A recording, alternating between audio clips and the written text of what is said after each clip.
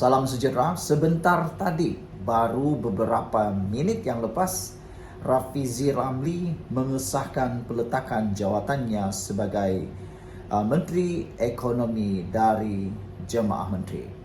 Beliau memberikan beberapa alasan yang munasabah untuk beliau letak jawatan. Peletakan jawatan Rafizi Ramli berkuat kuasa pada 17 Jun 2025 dan sekarang ini beliau akan mengambil cuti bagi menghabiskan baki cuti beliau. Baiklah, ini sebab Rafizi Ramli letak jawatan. Apa yang paling menusuk perhatian kita selepas membaca kenyataan media Rafizi, kenapa dia letak jawatan? Pertama sekali ialah apabila Rafizi menyatakan beliau sudah kehilangan mandat daripada parti.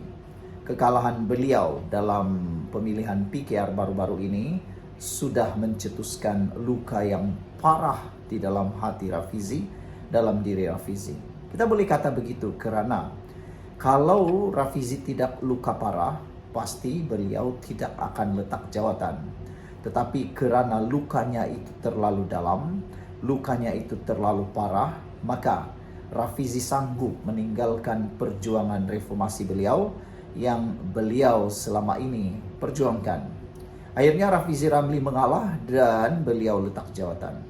Beliau kata beliau meninggalkan jawatan itu kerana beliau sudah kehilangan mandat daripada parti. Dan yang lebih lagi, beliau kata mandat daripada parti diterjemahkan agenda rakyat, digagaskan PKR. Jadi saudara-saudara sekalian, yang Rafizi nyatakan itu. Yang kedua, sebab Rafizi letak jawatan ialah kerana beliau memperjuangkan demokrasi yang tulen. Menurut Rafizi lagi, kalau di negara-negara lain, negara yang maju, beliau kata mana-mana budaya politik yang berteraskan kebertanggungjawaban, mana-mana negara yang mengamalkan demokrasi tulen akan memerlukan pemimpin yang kalah itu memberi laluan kepada pemimpin yang menang. Bercakap tentang pemimpin yang menang ini, adakah Rafizi sedia menyerahkan jawatan dan kerusi Parlimen Pandan kepada Nurul Izzah Anwar? Itu persoalan yang paling besar. Adakah Rafizi juga turut akan letak jawatan sebagai ahli Parlimen Pandan lalu menyerahkan kawasan itu untuk dipertandingkan semula? Dan calon yang dimaknakan di sana ialah Nurul Izzah Anwar.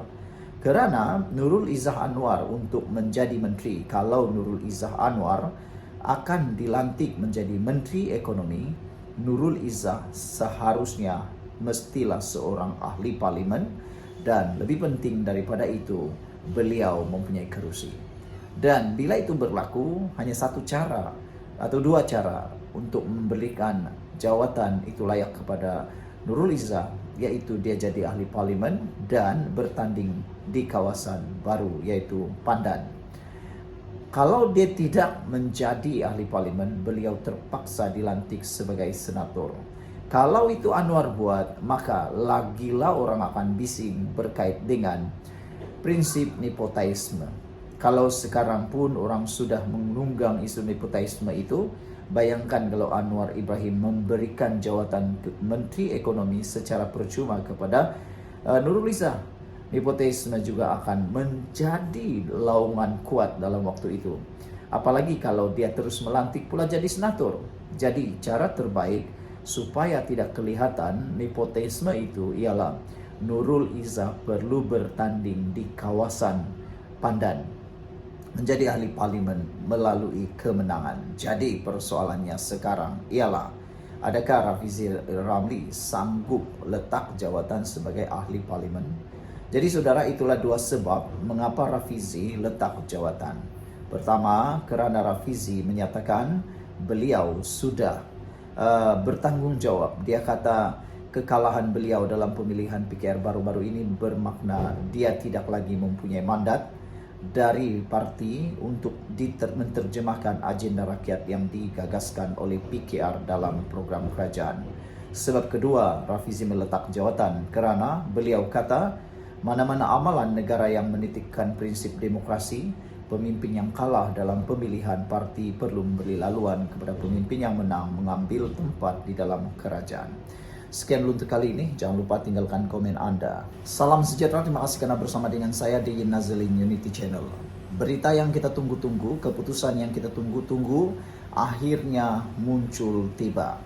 Peletakan jawatan dari Jemaah Menteri Rafizi Ramli bertarik 28 Mei 2025. Kenyataan media ini adalah yang terkini baru dikeluarkan sebentar tadi. Peletakan jawatan dari Jemaah Menteri. Saya telah menghantar surat peletakan jawatan dari Jemaah Menteri kepada Yang Amat Berhormat Perdana Menteri. Peletakan jawatan ini akan berkuat kuasa dari 17 Jun 2025, kata Rafizi Ramli. Bermula dari hari ini, saya akan menghabiskan baki cuti tahunan sehingga 16 Jun 2025, kata beliau. Saya menyertai politik untuk, kata Rafizi, dia menyertai politik untuk membudayakan politik baru yang berteraskan kebertanggungjawaban dan mandat rakyat. Kekalahan saya dalam pemilihan PKR baru-baru ini bermakna saya tidak lagi mempunyai mandat dari parti saya untuk menerjemahkan agenda rakyat yang digagaskan oleh PKR menjadi program kerajaan. Seperti mana amalan di negara-negara yang menitik beratkan prinsip demokrasi, pemimpin yang kalah dalam pemilihan parti perlu memberi laluan kepada pemimpin yang menang mengambil tempat di dalam kerajaan. Saya ingin mengambil kesempatan ini mengucapkan jutaan terima kasih, ribuan terima kasih kepada kepimpinan dan kaki tangan Kementerian Ekonomi yang telah memberi dukungan penuh kepada saya sepanjang saya di sini, kata beliau.